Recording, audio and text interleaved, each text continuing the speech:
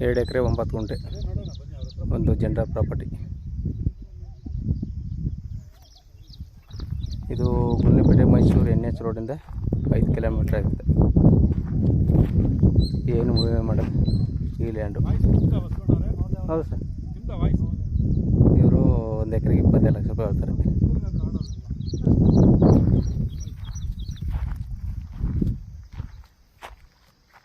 ಏನು ಉಳುಮೆ ಮಾಡೋದ ಈ ಲ್ಯಾಂಡು ನೋಡಿ ಸರ್.